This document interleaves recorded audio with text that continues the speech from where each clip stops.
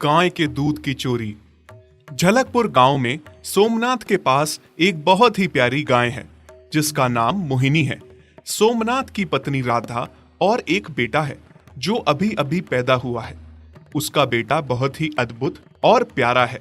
इस गांव के सारे लोग ग्वाले थे, सभी के पास गायें थी और सभी दूध का व्यापार करते थे, लेकिन सबसे ज्यादा दूध सोमनाथ की गाय ही देती थी।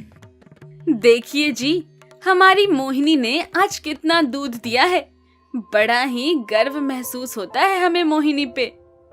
तुम सही कहती हो जी, तभी तो सारे गांव वाले जलते हैं हम पे और हमारी मोहिनी पर। वहीं दूसरी ओर जंगल में एक बड़ा ही आलसी सांप रहता था जिसका नाम तोला था। उसके आलस से उसकी पत्नी भी बहुत परेशान थी। दुखी हो गई हूँ मैं तुमसे और तुम्हारे आलस से। जो कुछ मैं लाती हूँ उसको एक ही निवाले में चबा लेते हो और डकार तक नहीं लेते। आखिर कब तक मैं ही तुम्हें पालती रहूंगी। उफ, तुम सुन भी रहे हो या फिर सो ही रहे हो? हाँ हाँ, सुन रहा हूँ। अब तुम क्या चाहती हो? जान दे दूं मैं? आखिर तुम्हारा भी तो फर्ज बनता है मेरे लिए कुछ करना। अगर थोड़ा सा कुछ खिला देती हो तो बस पूरे दिन सुनाती रहती हो। ठीक है, अगर मैं सुनाती रहती हूँ तो ठीक है। आज से अपना खाना खुद लेकर आओ। मैं जा रही हूँ तुम्हें छोड़ के। हाँ हाँ, जाओ। तुम क्या सोचती हो तुम्हारे बिना मैं कुछ नहीं कर सकता? सांप और उसकी पत्नी की खूब लड़ाई होती है, जिस वजह से सांप भी अकड़ में आके पत्नी सांप को रोकता नहीं, जाने देता है।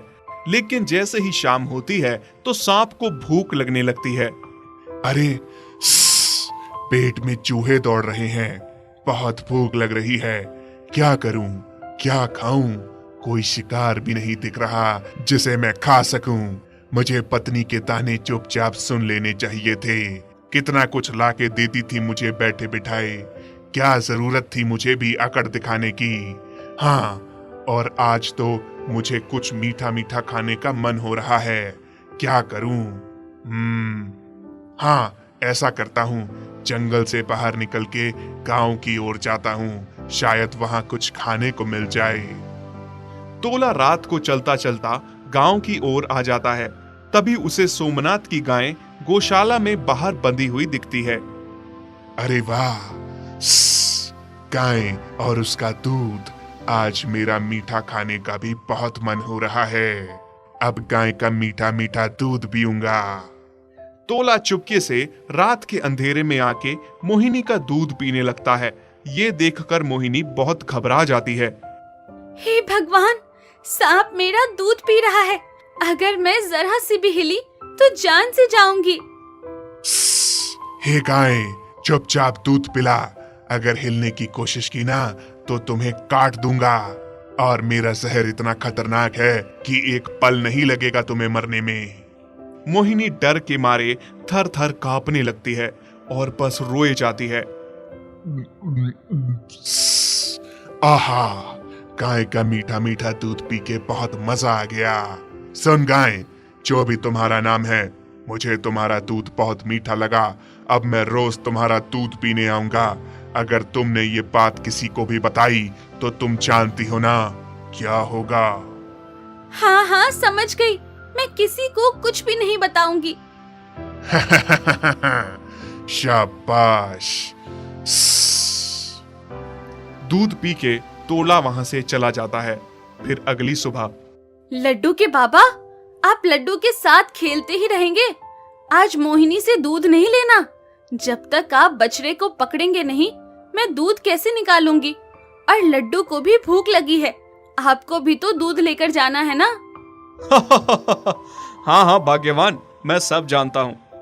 जैसे ही राधा और सोमनाथ मोहिनी से दूध लेने जाते हैं, वो देखते हैं मोहिनी दूध ही नहीं देती। हाय मोहिनी, क्या हुआ? तू दूध क्यों नहीं दे रही है आज? कहीं तेरे बछड़े ने तो नहीं पी लिया आज दूध? तुम देखती नहीं हो, बछड़ा बंधा है, वो कैसे दूध पी सकता है? हो सकता है आज उसका मन ना हो दूध देने का, या फिर उसकी तबीयत ठीक ना हो। सही कह रहे हो जी आप शायद। मोहिनी सब जानती थी, पर सांप की धमकी से वो कुछ कह नहीं पाई, बस डरी सहमी सी खड़ी थी। तोला रात को फिर से मोहिनी का मीठा दूध पीने आता है। ये सांप तो फिर से आ गया है। भगवान, क्या करूं मैं? दूध के लालच में ये तो रोज आता रहेगा। क्या करूं? ओ गाय, चुपचाप सीधी खड़ी रहे, मुझे दूध पीने दे। सांप चुपचाप मजे लेकर दूध भी पीता है। आह, मजा ही आ गया। शाबाश गाय, बस इसी तरह मुझे दूध पिलाती जा। तुझे मैं कुछ नहीं बोलूंगा, और जिस दिन तूने मुंह खोला उस दिन मैं तुझे भी मार डालूंगा, और तेरे बछड़े को भी। नहीं नहीं, मैं किसी से कुछ नहीं कहूंगी। तुम बस मेरे बच्चे को कुछ मत करना। अच्छा ठीक है, मैं कुछ नहीं करूंगा। अब मैं चलता हूँ, कल फिर आऊंगा। अगली सुबह राधा और सोमनाथ मोहिनी का फिर से दूध निकालने आते हैं, और मोहिनी से दूध ही नहीं आता। ये देखकर दोनों बहुत परेशान हो जाते हैं। मोहिनी, तुमने आज भी दूध नहीं दिया, क्या बात है? हाय मोहिनी, तुझे मेरे लड्डू का भी ध्यान नहीं आया। 2 दिन से उसे दूध नहीं मिल रहा। लड्डू के बाबा भी शहर दूध लेकर नहीं जा पा रहे हैं, और ऊपर से तेरा भी तो बछड़ा भूखा है, वो भी दूध के लिए तरस रहा है। तू आखिर दूध क्यों नहीं दे रही है? क्या बात है? तभी सोमनाथ की नजर जमीन पर पड़ती है। अरे राधा, देखो तो, थोड़ा दूध जमीन पर पड़ा है। ये कैसे हो सकता है? हाँ मोहिनी, अगर कोई बात है तो तू हमें बता। लेकिन मोहिनी चुपचाप खड़ी खड़ी सुन रही थी, पर कोई जवाब नहीं दे रही थी। उसे सांप की धमकी याद थी, इसलिए वो डर के मारे कुछ भी नहीं बोल पाई। क्या हुआ राधा, तुम सोई नहीं? नींद नहीं है क्या? किसी बात को लेकर चिंतित हो क्या? हाँ जी, मोहिनी के बारे में सोच रही हूँ। मुझे मामला कुछ और ही लग रहा है। दूध ऐसे ही गायब नहीं हो रहा, हमें इसकी जड़ तक जाना होगा। हाँ, मोहिनी भी तो चुप है, डरी सहमी सी। हमें पता लगाना होगा बात क्या है। राधा और सोमनाथ रात को गौशाला के बाहर चुपके से पहरा देते हैं। तभी थोड़ी देर में तोला दूध पीने आता है। तोला को दूध पीते देख राधा और सोमनाथ हैरान हो गए। राधा बहुत घबरा जाती है और थर थर कांपने लगती है। हे भगवान, इतना बड़ा सांप हमारी मोहिनी का दूध पी रहा था, और हमें इस बारे में भनक तक नहीं थी। अब क्या होगा जी? कैसे हम अपनी मोहिनी को इस सांप से बचाएंगे? तोला मजे से दूध पी के निकल जाता है। फिर राधा और सोमनाथ मोहिनी के पास आते हैं और मोहिनी को प्यार देने लगते हैं। मोहिनी, तुम इतने दिनों से ये सब बर्दाश्त कर रही थी और हमें पता भी ना चला। तुम घबराओ मत मोहिनी, हम सब ठीक कर देंगे। मोहिनी की आंखों से बस आंसू बह रहे थे। फिर राधा और सोमनाथ इस बारे में गांव वालों से बात करते हैं। गांव वाले उनका साथ देते हुए कहते हैं कि उन्हें सांप को पकड़ने के लिए सपेरे को बुलाना पड़ेगा, क्योंकि सांप ने मोहिनी के दूध का स्वाद चख लिया है। अब वो उसको नहीं छोड़ेगा। जल्द से जल्द सपेरे को बुलाना पड़ेगा। फिर सोमनाथ सपेरे को बुला लेता है। सोमनाथ और सपेरे के साथ साथ सारे गांव वाले छुप के रात को सांप के आने का इंतजार करते हैं। जैसे ही सांप आता है, जाके सीधा मोहिनी का दूध पीने लगता है। तभी सपेरा बीन बजाने लगता है।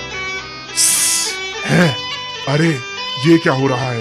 ये बीन कौन बजा रहा है? सांप जंगल की ओर भागने लगता है, पर सपेरा भी बीन बजाता बजाता उसके पीछे चलता है। फिर एक जगह सांप बीन की आवाज से मदहोश हो जाता है और सपेरा उसको हाथ में पकड़ लेता है। छोड़ दो मुझे, माफ कर दो, मैं दोबारा यहाँ नहीं आऊंगा। आज के बाद किसी भी गाय का दूध चोरी नहीं करूंगा। माफ कर दो मुझे। फिर सपेरा सोमनाथ और गांव वालों से कहता है, बड़े दिनों से इस सांप की तलाश थी मुझे। यह बहुत ही आलसी सांप है। इसने दूसरे सांपों को भी तंग करके रखा है। अब ये किसी को तंग नहीं कर पाएगा और ना ही दूध चोरी कर पाएगा। सपेरा सांप को टोकरी में डाल के ले जाता है और फिर सोमनाथ, राधा और गांव वाले खुश होकर सपेरे का धन्यवाद करते हैं। हाँ, मुझे अंडे देने हैं, पर कोई सुरक्षित जगह ढूंढनी पड़ेगी जहाँ मेरे अंडों तक कोई भी ना पहुँच पाए। मुझे अपने अंडों और होने वाले बच्चों की खूब सुरक्षा करनी होगी। कौवा अपने अंडों के लिए सुरक्षित जगह ढूंढती है और उड़ते उड़ते बहुत दूर जंगल में एक जगह उसे एक सुरक्षित पेड़ दिखाई पड़ता है। आहा, कितनी अच्छी और शांत जगह मिली है, और ये पेड़ भी कितना सुंदर है। यहाँ मैं अच्छे से अंडे दे पाऊंगी और किसी को पता भी नहीं चलेगा। कौवा होशियार होने के साथ साथ बहुत मेहनती भी थी। वो अकेले ही बिना किसी की मदद से घोंसला बनाना शुरू कर देती है, क्योंकि उसे किसी पर भी भरोसा नहीं था। वो किसी प्रकार का भी कोई रिस्क नहीं लेना चाहती थी, इसीलिए खुद ही तिनका तिनका घास और लकड़ियों के जोड़ से घोंसला तैयार करती है। आहा, मेरा घोंसला बनके तैयार हो गया। कौवे का सुंदर सा घोंसला बन के तैयार हो जाता है और फिर वो अंडे देती है। पर कोई था जिसको कौवे के अंडे की भनक लग गई थी। उसी पेड़ के साथ एक दूसरा पेड़ भी था, जिसके नीचे सांप का बड़ा सा बिल था। उस बिल में एक बहुत बड़ा और भयंकर सांप रहता था। ये ताजे अंडों की खुशबू कहाँ से आ रही है? कहाँ हैं अंडे? कहाँ हैं? अब तो सब्र ही नहीं हो रहा। ये अंडे की ताजी ताजी खुशबू मुझे पागल बना रही है। तभी सांप की नजर ऊपर दूसरे पेड़ पे पड़ जाती है। उस पेड़ पे कौवा उसे दिखती है। मेरे बगल में खाना और मैं इधर उधर ढूंढ रहा हूँ। सांप कौवे के बाहर जाने का इंतजार करता है। वो सोचता है कि जब कौवा बाहर जाएगी तब वो उसके अंडे खाने जाएगा।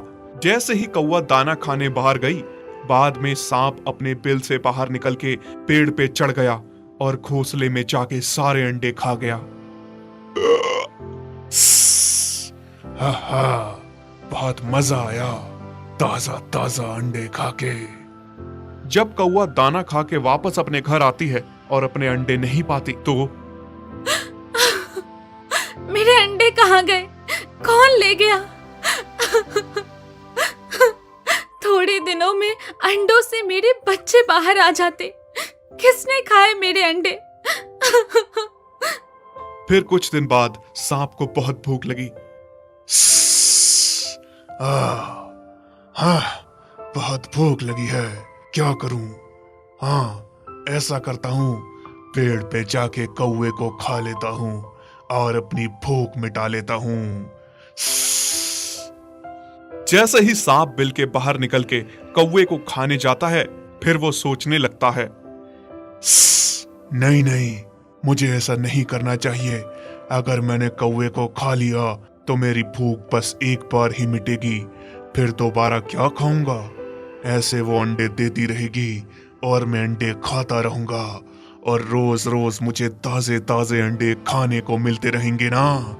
ऐसा करता हूँ, थोड़ा इंतजार कर लेता हूँ। जैसे ही कौवा अंडा देगी, झट से जाके खा लूंगा।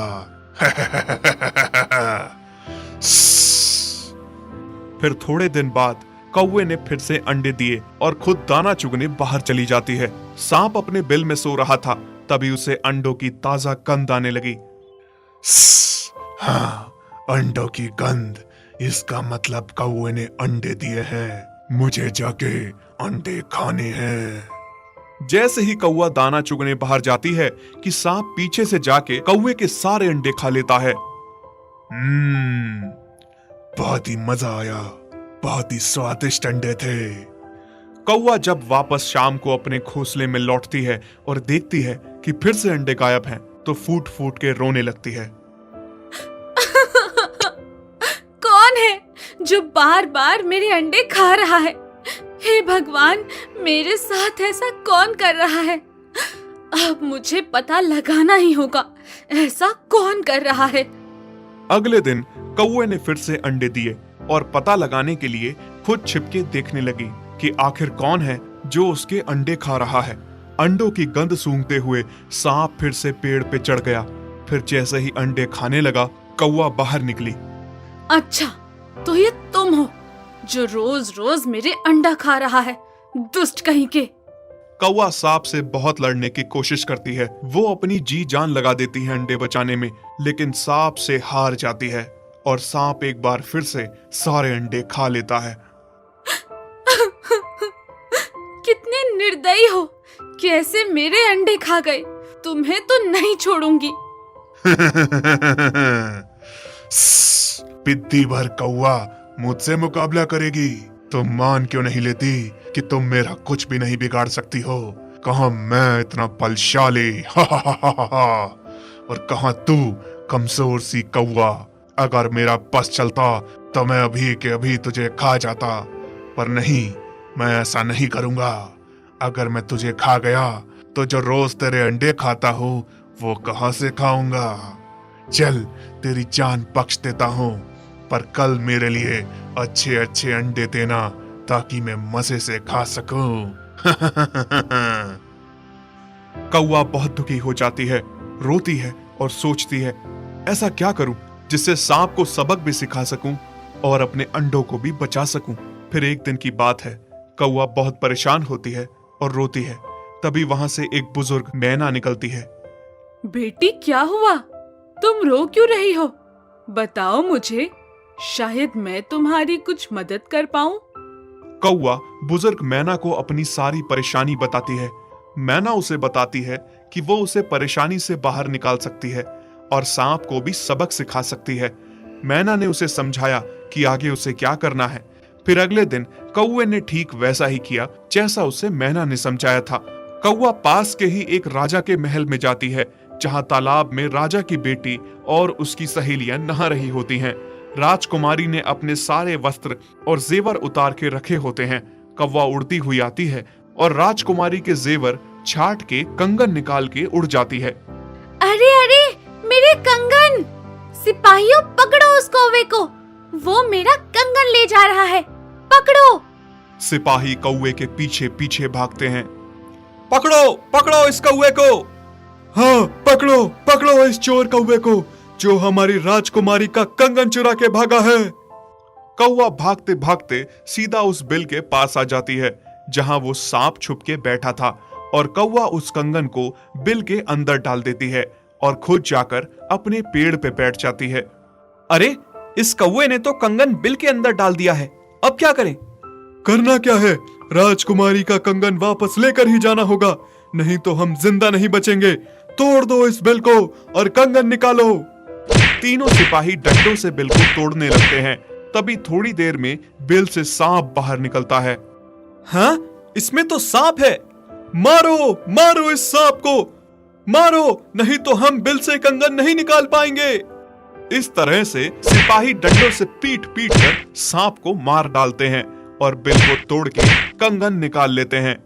आहा, मजा आ गया, मजा आ गया। कौवा बुजुर्ग मैना का धन्यवाद देती है।